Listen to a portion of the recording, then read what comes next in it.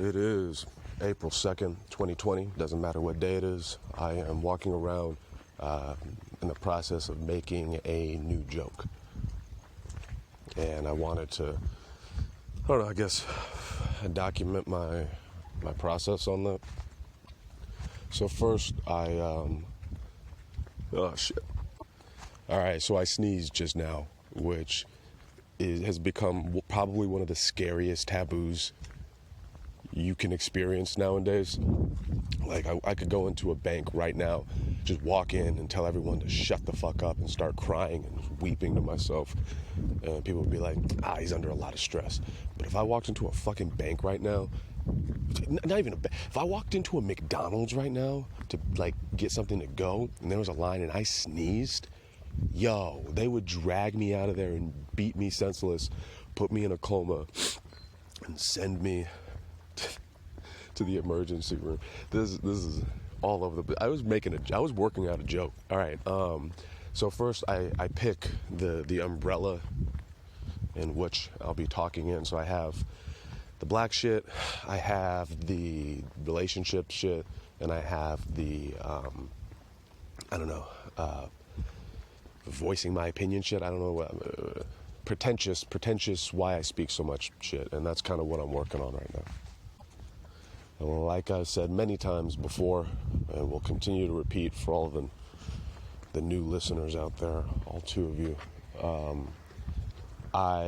my goal is to make a little bit of a story arc, go from childhood into adulthood to who I am now.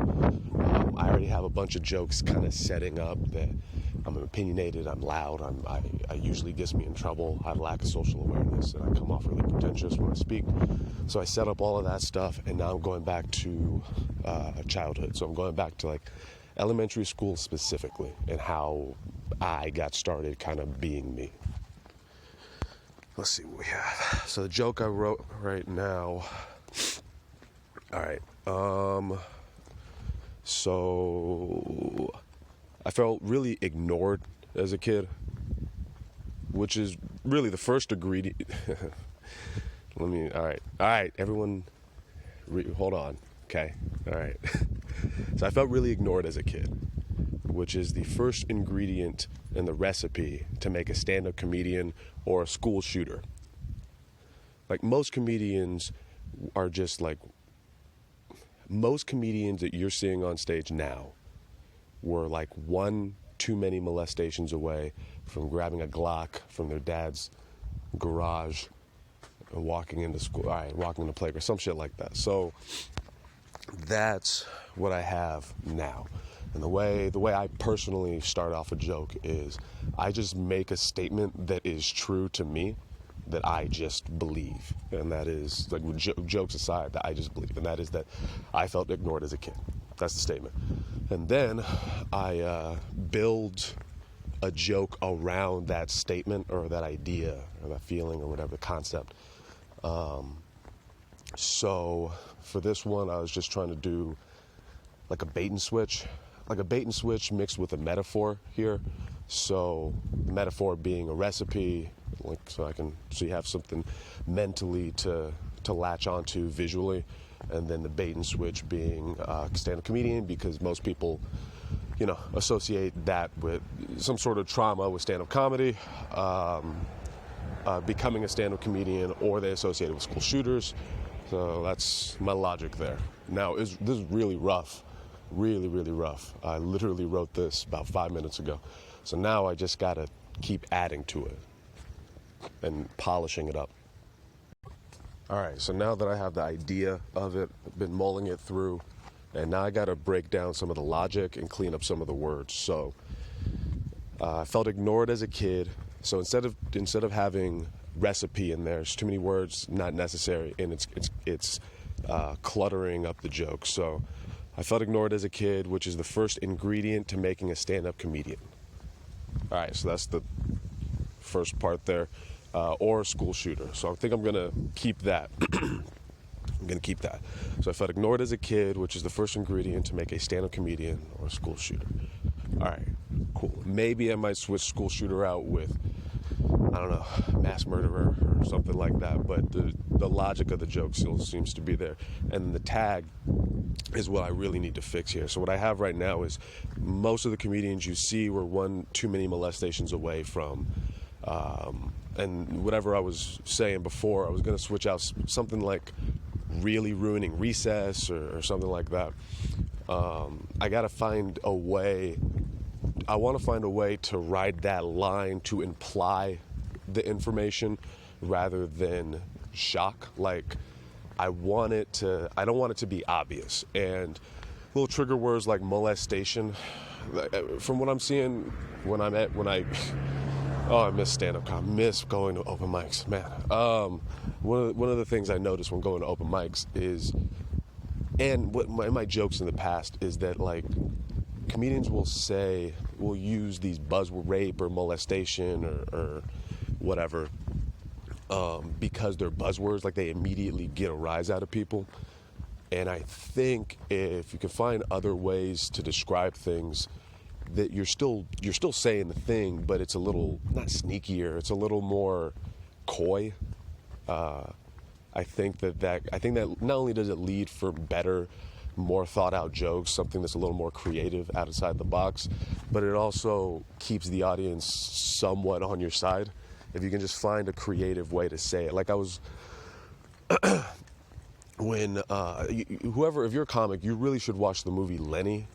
Dustin Hoffman plays Lenny Bruce, and there's a whole scene where what happens? He gets arrested for saying cocksucker on stage, which is fucking crazy considering the type of stuff I say on this podcast alone. But yeah, he gets arrested, and then his next time performing that, the cops are there and they're waiting for him to say it. If he says it, he gets arrested again. So he tiptoes around it, and instead of saying cocksucker, he acknowledges what's going on. But instead of saying cocksucker, he says like blah blah, blah blah blah, or something like that. And it made the joke even funnier. Like sometimes those limitations, I think putting some limitations on yourself with what you say can make the jokes better, more clever. I mean, the same logic works for South Park, where I remember listening to some behind-the-scenes stuff or commentary tracks where Trey Parker and Matt Stone would talk about how they had one idea for a joke or whatever that was bad, and then the censors would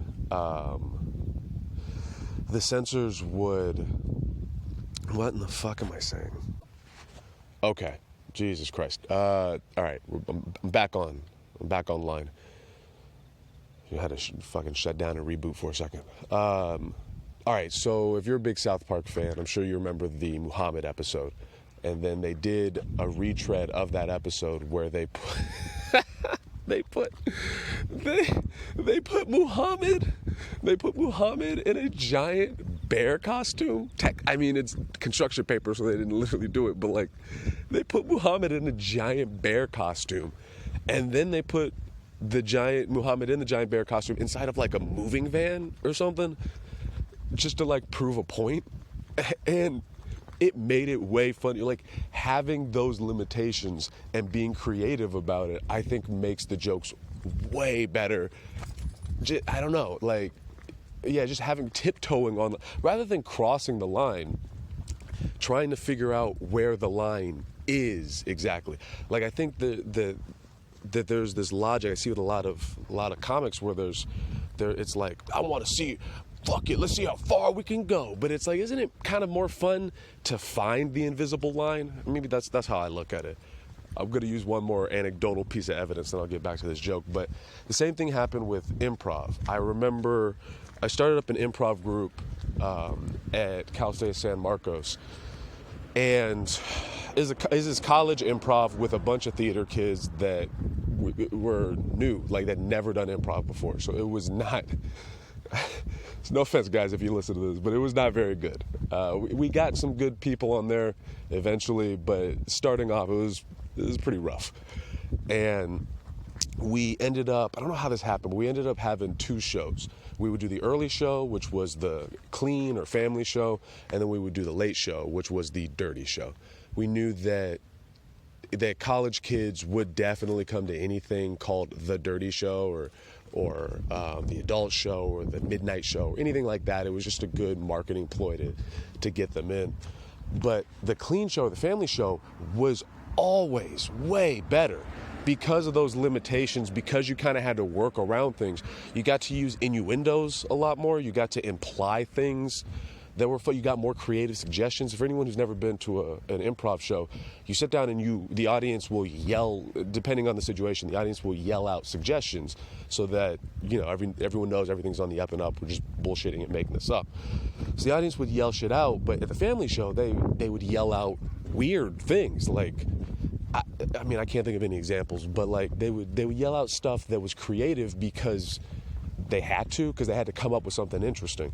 But at the Dirty Show, the amount of times someone would yell out dildo, Jesus fucking, like, and everyone, people had fun. They were all drunk. They were all a bunch of drunk college kids, so they had fun. But as an improviser, as a person who's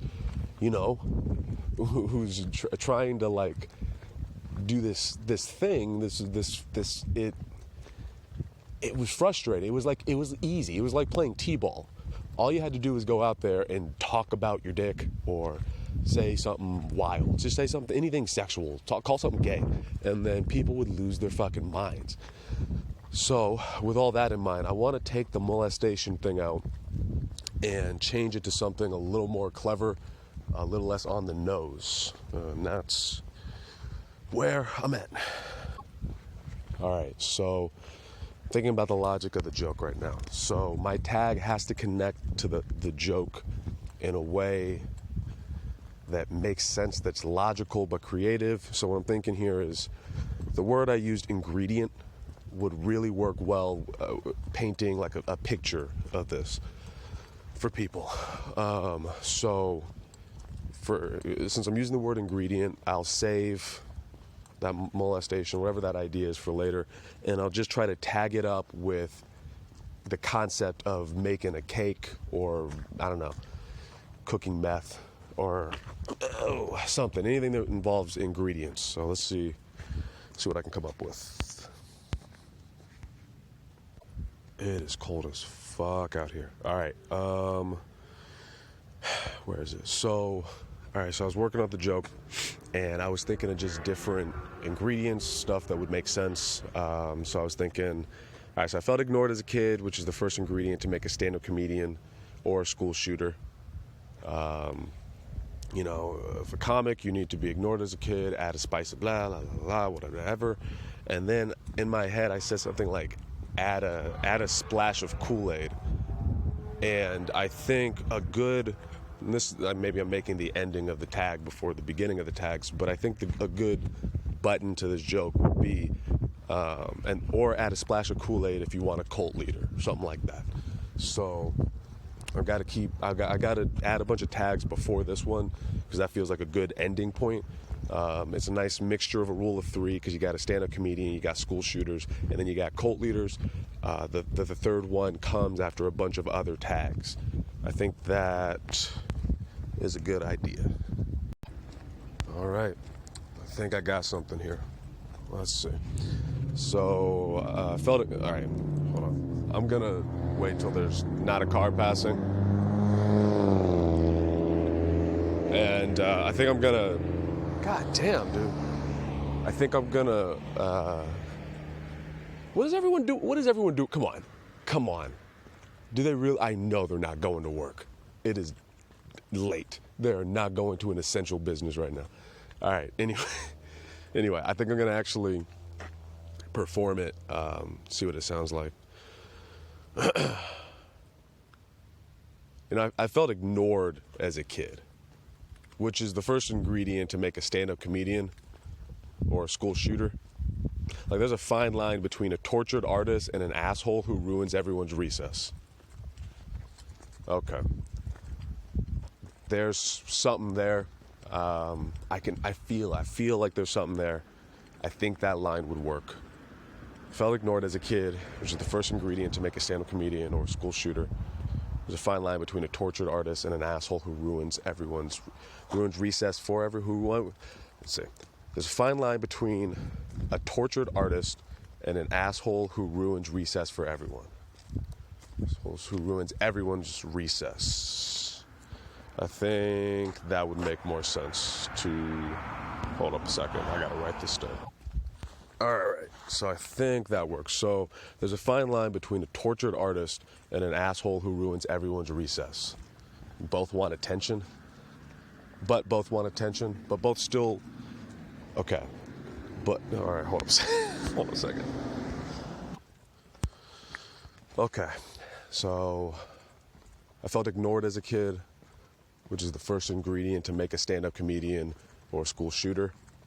There's a fine line between being a tortured artist and an asshole who ruins everyone's recess. At the end of the day, both are just desperate for attention.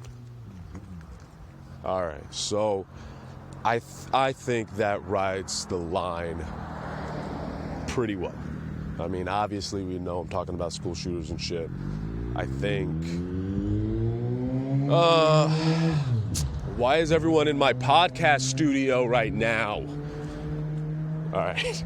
I think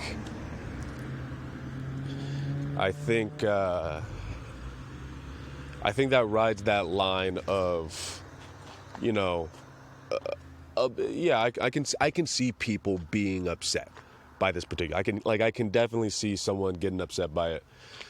But at the same time, I see in my logic when I write these fucking jokes is like, I'm not saying the school. Why am I art? See, okay, all right, got to channel my inner Chappelle here, because this is what I'm doing right now is fucking stupid. I'm arguing with an audience member before the quarantine's over, before I can even get the joke on stage. I'm having an argument with someone who's gonna get upset, and that's fucking dumb.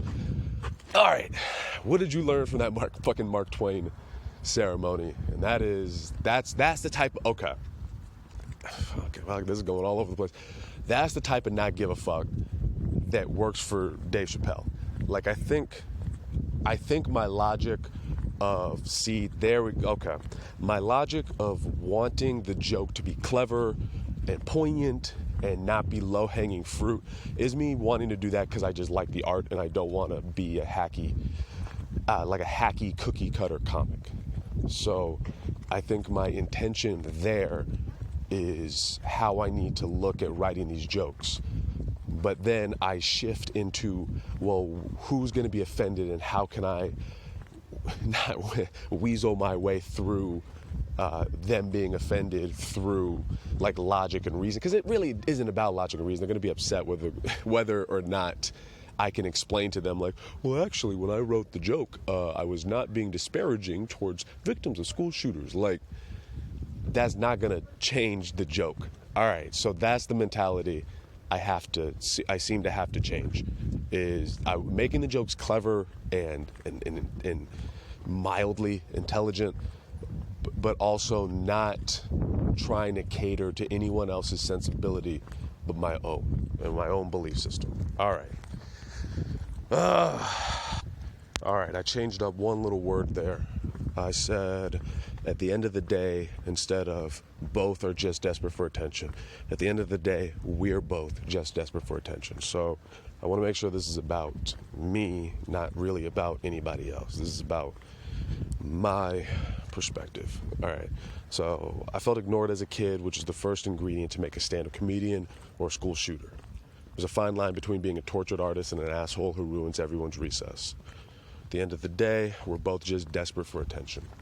All right, now I got to go back to that ingredient portion of the joke. So now I think I can make some metaphors of what the difference is between someone who goes through bullshit when they're younger and is able to turn that into a positive or an art form, or they have an outlet for it, versus someone who doesn't have an outlet for it.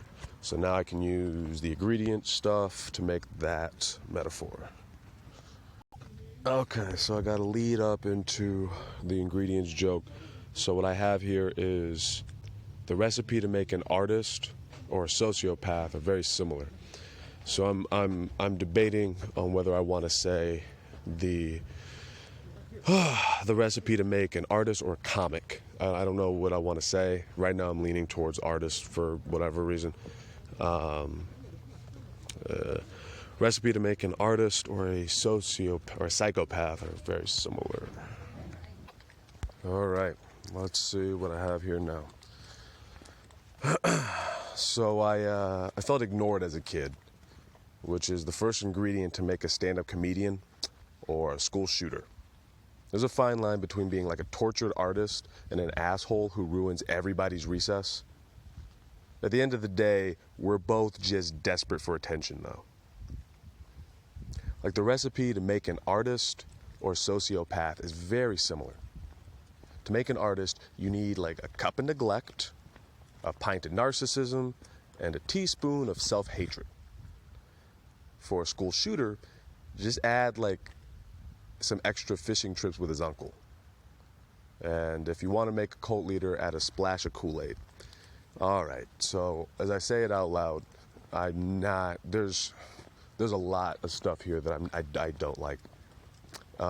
Fishing trip with his uncle thing, again, too low. It I think is a lot less on the nose than just saying, for a school shooter, just add being molested a few more times or something like that. There's a lot less on the nose than that, but the logic of it, I don't think makes sense. Like, people don't associate molestation with school shootings, to my knowledge. I think that's more about bullying. So I don't know, I think I gotta change that up into something with bullying. And then the stuff to make an artist is not funny. It is not punchy enough. It just drags. It just really drags. And I still like this, like the splash of Kool-Aid thing, but all of this is dragging, and I'm not a fan. Okay, I can already feel myself getting frustrated with this, so I'm gonna take a break. I think this is just gonna be the episode. If you heard this and you think you have an idea, email it to thebuddysystemco@gmail.com. I might not take your advice, but I might take your advice. I guess we'll see.